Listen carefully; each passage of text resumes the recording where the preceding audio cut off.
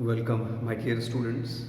Class 10th science उसमें हम biology के चैप्टर हेरिडिटी एंड एवोल्यूशन को पढ़ रहे हैं और आज हम इवोल्यूशन के टॉपिक को डिस्कस करेंगे। बहुत ही मज़ेदार टॉपिक होता है evolution. Gradual change and very slow change. In case of organic evolution it is slowest one. This type of change actually takes place in the organism and make organism simple to complex. यानी एक ऐसा change जो simple से complexity की ओर जाता है, यानी simple organism धीरे धीरे इवोल्यूट होते हैं और वो कॉम्प्लेक्स में कन्वर्ट होते चले जाते हैं. क्लास 9th में आपने डाइवर्सिफिकेशन पढ़ा होगा. जो सबसे सिंपल ऑर्गेनिज्म था वो प्रोटोजोआ था, अगर एनिमल किंगडम की बात करिए तो. फिर उससे थोड़ा कॉम्प्लेक्स हुआ, इवोल्यूशन हुआ तो पोरीफेरा बन गया. फिर उससे भी थोड़ा इवोल्यूशन हुआ तो सीलेंट्रोइड्स बन गए, टीनोफोरा बन गए. फिर उससे भी इवोल्यूशन हुआ, एस्केलमिंथिस बन गए. फिर उससे थोड़ा और एडवांसमेंट आया. ये क्या है? इवोल्यूशन हो रहा है ना. तो एनेलिडा बन गया, उससे भी एडवांसमेंट आया, थोड़ा और इवोल्यूशन हुआ, ऑर्थोपोड्स बन गए. फिर मलस्क बन गए, इकाइनोडर्मेट्स बन गए. फिर कॉर्डेट्स आ गए, कॉर्डेट्स में पीसीज बन गई सबसे पहले. फिर ऐसे इवोल्यूशन होते होते होते मतलब पीसीज बन गई, पीसीज से फिर एम्फीबियंस बन गए, फिर रेप्टाइल बन गए, बर्ड, मैमल्स. तो ये इवोल्यूशन हुआ ना सिंपल से कॉम्प्लेक्स. इसी तरह से प्लांट्स में भी हुआ, blue green algae, then fungi. अब फंजाई में रिवर्स, यानी इवोल्यूशन आगे भी जा सकता है और पीछे भी आ सकता है. ऑर्गेनिक इवोल्यूशन दो डायरेक्शन में हो सकता है, या तो ये प्रोग्रेसिव हो सकता है या रिट्रोग्रेसिव हो सकता है. तो फंजाई के केस में यही हुआ.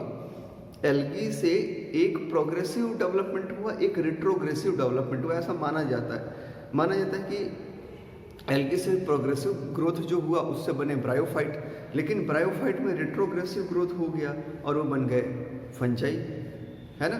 तो ब्रायोफाइट में भी प्रोग्रेसिव ग्रोथ भी हुआ. अब उसमें जब प्रोग्रेसिव ग्रोथ हुआ तो उससे बन गए कौन? टेरिडोफाइट. टेरिडोफाइट में सीड जैसी हैबिटाइज स्टेम जैसी चीज़ें बनी, है ना, लेकिन सीड नहीं बना. अब जिम्नोस्पर्म में पहुंचे तो वहाँ सीड बन गया, जाइलम फ्लोएम हो गया, बहुत स्ट्रांग हो गया, लंबे लंबे पेड़ हो गए, है ना. साइकोस और पाइनस के बड़े बड़े पेड़ हो गए. फिर उसके बाद एंजियोस्पर्म उनसे डेवलप हो गए, फ्लावर्स भी आ गए. अब तक फ्लावर नहीं थे, फ्लावर भी आ गए. तो ये ऑर्गेनिक एवोल्यूशन है. This is what organic evolution. तो दो तरह के एवोल्यूशन हो सकते हैं, chemical evolution and organic evolution. Class 10th में हमको ऑर्गेनिक एवोल्यूशन पढ़ना है. केमिकल. तो जब भी एवोल्यूशन की बात करते हैं तो 3 या 4 नाम हमें हमेशा याद रखने चाहिए. पहला है कैरोलस लिनियस. इनका बहुत ज़्यादा तो नहीं इंट्रोड्यूस किया जाता, बट इन्होंने कहा था कि कोई भी स्पीसीज नई नहीं हो सकती आज के प्रेजेंट कंडीशन में. Means no new species is now, मतलब कि कोई भी न्यू स्पीसीज फिलहाल तो नहीं बनने वाली. यानी इनके कहने का मतलब है कि जो भी नई स्पीसीज बनती है वो प्री एग्जिस्टिंग किसी स्पीसीज से बनती है. दो लोगों पे बहुत ज़्यादा है. एक है जीन्स बैप्टिस्ट लेमार्क और दूसरे हैं चार्ल्स रॉबर्ट डार्विन. एवोल्यूशन की जब भी बात आती है तो लेमार्किज्म एंड डार्विनिज्म की बात बहुत ज़्यादा होती है. क्यों होती है समझते हैं. जीन बैप्टिस्ट लेमार्क ने एक बुक लिखी, फिलॉसफी जूलॉजिक, और इसमें इन्होंने एक क्या बोलते हैं थियरी प्रोवाइड की. अपनी बुक में एक तरह की एक प्रपोजल को दिया, थियरी को दिया, जिसको लेमार्किज्म बाद में कहा जाने लगा. उस थियरी का ये कहना था कि अगर किसी ऑर्गेनिज्म की लाइफ में कोई चीज़ उसके साथ घटना घटे, जैसे उसका हाथ कट जाए या कोई बॉडी डेवलप कर ले, मसल्स बना ले, कोई सैनिक बन जाए, तो वो उसके इनहेरिटेंस में आ जाएगा. यानी उसकी नेक्स्ट जनरेशन्स में वो ट्रांसफ़र होता चला जाएगा. यानी पहलवान का बेटा पहलवान होगा, डॉक्टर का बेटा डॉक्टर, पुलिस का बेटा पुलिस, और अगर किसी चूहे की पूंछ कट गई तो उसके बच्चों की पूंछ कटी हुई होगी. इसको हम कहते हैं inheritance of acquired characters. This is what inheritance of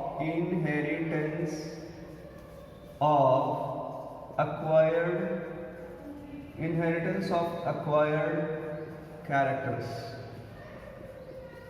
Inheritance of acquired characters. बाद में एक साइंटिस्ट आए ऑगस्ट वेजमैन, और उन्होंने चूहे के ऊपर एक्सपेरिमेंट किया, माइस पे एक्सपेरिमेंट किया, माइस की पूंछ कट कर दी और उन्होंने 21 जनरेशन तक ऐसा किया। देखिए, जब कोई थियरी बनती है तो उसको प्रूव करने के लिए या डिसप्रूव करने के लिए बहुत सारे लोग काम करते हैं, इसी को रिसर्च कहते हैं, दैट इज रिसर्च। तो लैमार्क ने जो theory the inheritance of acquired character, उसके ऊपर बहुत सारे लोगों ने वर्क किया, कुछ लोग सपोर्ट करते थे, लेकिन ऑगस्ट वेजमैन ने एक क्रांतिकारी एक्सपेरिमेंट किया। माइस की पहली जो पेरेंट जनरेशन थी उसकी पूंछ कट कर दी, उनके बच्चों की पूंछ फिर भी निकले। उन्होंने सोचा कि चलो बाई फॉल्ट हो गया होगा। फिर उन्होंने सेकेंड जनरेशन की पूंछ भी कट की, थर्ड जनरेशन में बच्चों की पूंछ फिर निकल गए। ऐसे करते करते 21 जनरेशन तक वेजमैन ने माइस की पूंछ कट की और उसके बाद फिर भी पूंछ निकले। वेजमैन ने क्लियर कंक्लूजन निकाला इससे कि ये जो बात है लैमार्क की, एक्वायर्ड कैरेक्टर इनहेरिटेबल नहीं होते, वो उसी लाइफ की ड्यूरेशन तक रहते हैं। यानी किसी का हाथ कटा है तो सिर्फ उसकी लाइफ तक है, उसके बच्चों के हाथ कटे हुए पैदा नहीं होंगे, ऐसा कोई भी पॉसिबिलिटीज़ नहीं आती है। तो इस तरह से ये थियरी फेल हो जाती है वेजमैन की वजह से। फिर बाद में चार्ल्स रॉबर्ट डार्विन आए। हालांकि इनकी कुछ बातें बहुत अच्छी हैं, लेकिन इनके भी कुछ बातें बिल्कुल हाइपोथेटिकल थी।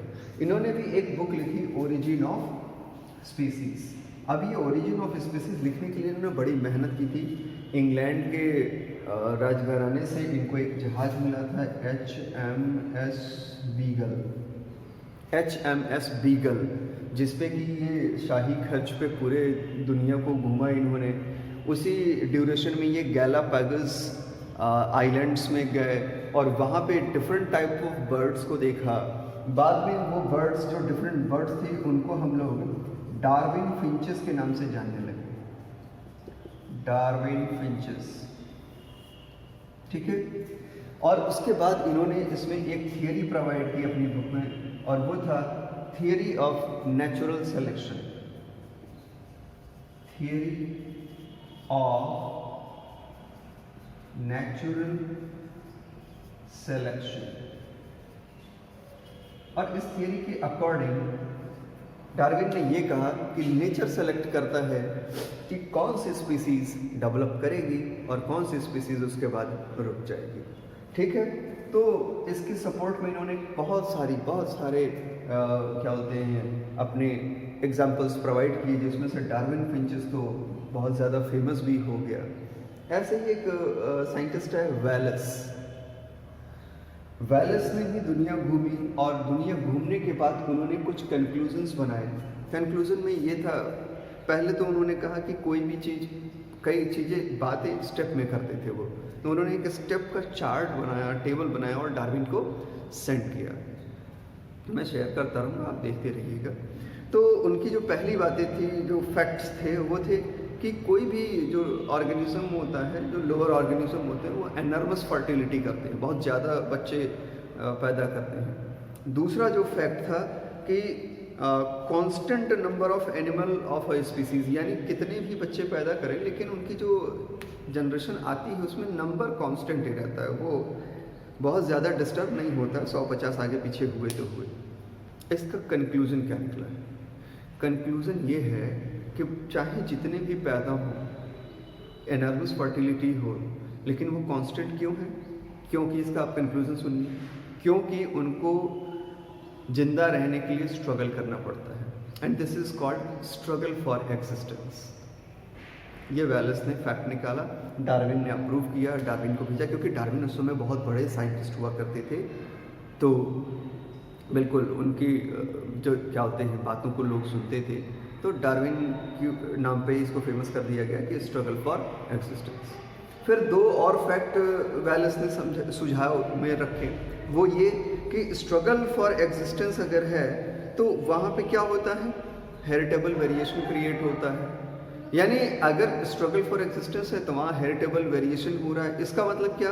इसका मतलब ये कि एनवायरनमेंट के इफेक्ट में आके कुछ बॉडी या स्ट्रक्चर में चेंजेस आते हैं जो जीन में भी चेंज करता है और वो एक पीढ़ी से दूसरी पीढ़ी ट्रांसफ़र होता है। अब इसका क्या निकला, क्या बोलते हैं, इसका जो ये जो फैक्ट रखे गए, इससे कंक्लूजन क्या निकलता है? कंक्लूजन ये है कि सर्वाइवल फॉर द फिटेस्ट, यानी नेचर के हिसाब से अब वो फिट है। अगर वो चेंज नहीं होगा तो मर जाएगा। तो चेंज हुआ, हेरिटेबल हो गया, नई स्पीसीज बन गई ना एक तरह से। तो अभी आगे हम वही पढ़ेंगे। तो survival for the fittest, struggle किया उसने, सर्वाइव किया। फिर दो उन्होंने फैक्टर रखे वैलेस ने।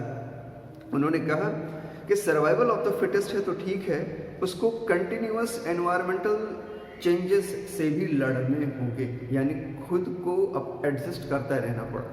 तो इसका जो क्या बोलते हैं कंक्लूजन निकलता है वो क्या है कि कंटिन्यूअस नेचुरल सिलेक्शन की वजह से इवोल्यूशन होता है और नई स्पीसीज बनती है। और यही डार्विन की जो सबसे मेन थियरी है, थियरी ऑफ नेचुरल सिलेक्शन। तो वैलेस ने जो चार्ट बनाया वो बिल्कुल इसको ध्यान में रखते हुए बनाया और अपनी बुक ओरिजिन ऑफ स्पीसीज में फिर इसी तरह से डार्विन ने उस चीज़ को एक्सप्लेन किया। समझ में आ रहा है? तो पहले क्या है भाई, पहले आप अपने जिंदा रहने के लिए स्ट्रगल करते हैं, स्ट्रगल फॉर एक्सिस्टेंस, फिर सर्वाइव हो जाते हैं, सर्वाइवल फॉर फिटेस्ट। जो फिट रहेगा वो सर्वाइव करेगा, और जो सर्वाइव करेगा अलग अलग एनवायरमेंटल कंडीशन की हिसाब से खुद को अडॉप्ट करेगा, एडेप्टेशन करेगा, चेंज होगा।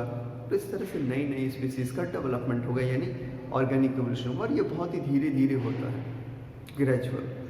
So this is what Darwinism. ठीक है, अब इस चीज़ को समझने के लिए रेड बीटल एग्जाम्पल्स को हम समझते हैं, क्योंकि वो आपकी बुक में सबसे बढ़िया एग्जाम्पल दिया हुआ है। तो आप देख पा रहे हो ये चार्ट है, इसमें ग्रीन और रेड इस तरह के कुछ बीटल्स बने हुए हैं। अब 3 सिचुएशन आपको दिख रही है यहाँ पे। चलिए इस 3 सिचुएशन को मैं एक्सप्लेन करता हूँ। सिचुएशन फर्स्ट जो सबसे ऊपर आपको दिख रहा है, ग्रीन कलर वेरिएशन यहाँ पे बनता है, ठीक है। और ये क्यों होता है? रिप्रोडक्शन में जो चेंजेस आते हैं, वेरिएशन आते हैं। रिप्रोडक्शन में क्या होता है बेटा, सेक्सुअल रिप्रोडक्शन जब भी होता है तो वहाँ पे वेरिएशन क्रिएट होता है, क्योंकि जीन में आपस में एक्सचेंज होता है।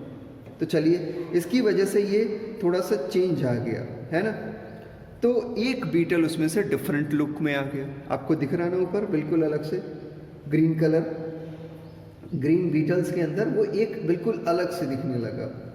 अब this green beetle can pass the green colour to its progeny, यानी क्यों? क्योंकि वो उसके जीन में चेंज है, तो वो आराम से नेक्स्ट प्रोजेनी में ट्रांसफ़र कर सकता है अपने कलर को। नाउ जो क्रो होगा या कौवा होगा या जो भी वहाँ पे बर्ड होगी, रेड बीटल्स को ग्रीन पत्तियों के ऊपर तो ईजिली देख सकते हैं, बट ग्रीन बीटल्स अपने आप को कैमोफ्लेज या मिमिक्री के रूप में ग्रीन पत्तियों में छुपा लेंगे, तो दिखेंगे नहीं। धीरे धीरे ग्रीन की पॉपुलेशन बढ़ती चली जाएगी। तो इससे ऑब्जर्वेशन क्या होता है? ऑब्जर्वेशन ये होगा कि क्या बोलते हैं, जो ग्रीन बीटल्स हैं उनकी पॉपुलेशन रेड के कंपैरिजन में जल्दी बढ़ रही है और ज़्यादा हो रही है, और धीरे धीरे ग्रीन ही बीटल्स सबसे ज़्यादा दिखने लगे।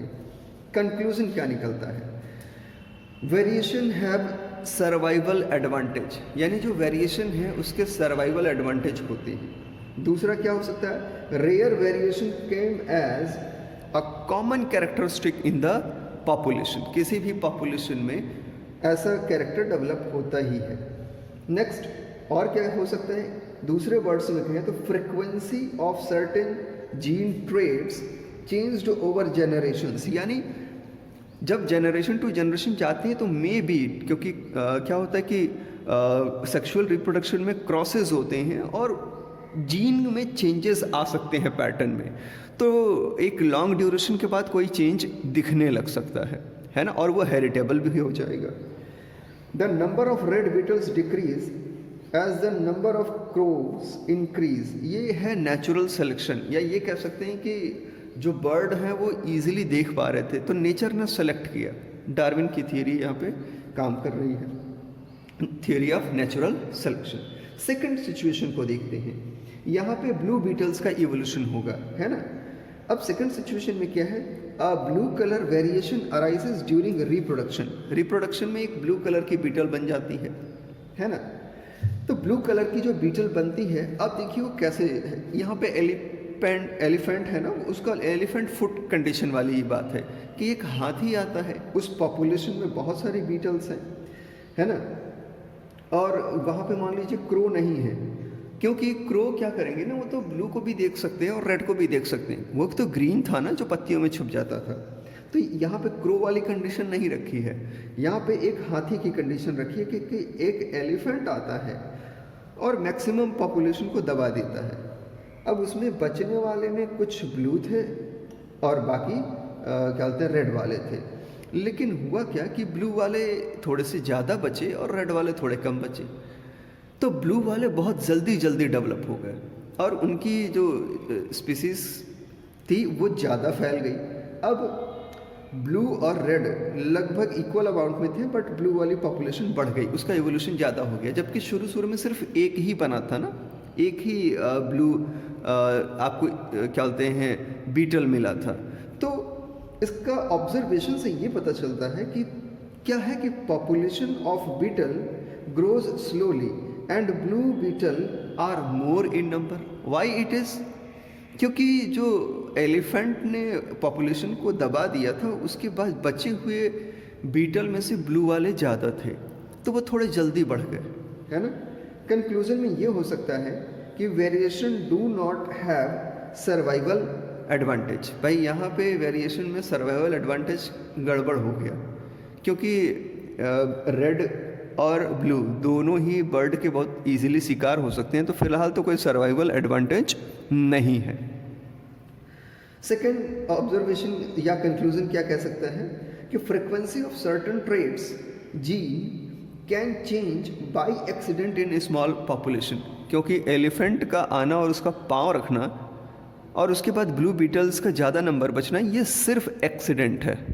अब इसको नेचुरल सिलेक्शन कहिए या उससे जुड़ी फिनोमेना कहिए, बट ये बाय एक्सीडेंट हुआ है। Okay, both above changes provide diversity without any adaptation, यानी बिना किसी एडेप्टेशन के, मतलब एनवायरनमेंट के हिसाब से अभी कोई चेंज आया ही नहीं। ये तो बस क्या बोलते हैं अचानक से होने वाली घटना है और उसकी वजह से वेरिएशन तो क्रिएट हो रहा है, यानी डिफरेंट टाइप की आप कह सकते हो वैरायटीज़ तो डेवलप हो रही है बीटल की ना। रेड से ग्रीन, ग्रीन ब्लू, अलग अलग वैरायटीज़, एक ही स्पीसीज़ है बीटल की, लेकिन उसकी वैरायटीज़ डेवलप हो रही, यानी वेरिएशन हो रहा है धीरे धीरे। यही एवोल्यूशन का ट्रेंड है। थर्ड सिचुएशन को देखते हैं। अब थर्ड सिचुएशन में है क्या, रेड बीटल्स की ही बात करेंगे। No evolution due to change in amount of nutrient. अब ये केस थोड़ा सा डिफरेंट है। इस केस में क्या होता है कि एक रेड बीटल की पॉपुलेशन है, जिस एरिया में रहती है वहाँ सूखा हो गया, यानी खाने पीने की कमी हो गई, न्यूट्रिशन में कमी आ गई। सो कंडीशन 1 एंड कंडीशन 2, यहाँ पे दो तरह की हम कंडीशन को सिचुएशन में कैरी करते हैं, बट एक सिंपल लीनियर मैनर में यही है कि न्यूट्रिशन में कमी आ गई तो उनका जो खाने पीने का कमी था तो बॉडी वेट कम हो गया, तो छोटे हो गए, बहुत छोटे छोटे हो गए। फिर जब कंडीशन फेवरेबल हुआ, खाने पीने की अवेलेबिलिटी हुई, तो वो फिर से ग्रो कर गए, लेकिन यहाँ पे कोई डिफरेंट कलर या शेप साइज़ नहीं बना, तो कोई खास वेरिएशन नहीं आया। चलिए इसके सिचुएशन और कंडीशन और ऑब्जर्वेशन और कंक्लूजन को पढ़ते हैं। Appearance of plant disease in the buses, यानी पहली कंडीशन ये है कि जिस लोकेशन में रह रहे थे उस पर प्लांट में डिजीज़ हुई, झाड़ियों में। Amount of plant leaf material for beetles decreases, beetles are poorly nourished, तो इस वजह से बीटल की नरिशमेंट कमी हो गई। ऑब्जर्वेशन क्या हुआ, average weight of beetles decrease, है ना, डिक्रीज हो गई। सेकंड कंडीशन भी देख लेते हैं। Disappearance of plant disease in the bushes, amount of plant leaf material for beetle increases, beetles are properly nourished. Second condition ये हो कि कुछ दिनों के बाद प्लांट डिजीज़ गायब हो गए और फिर लीफ ठीक ठाक अवेलेबल हो गई और उसकी वजह से नरिशमेंट प्रॉपर हो गई।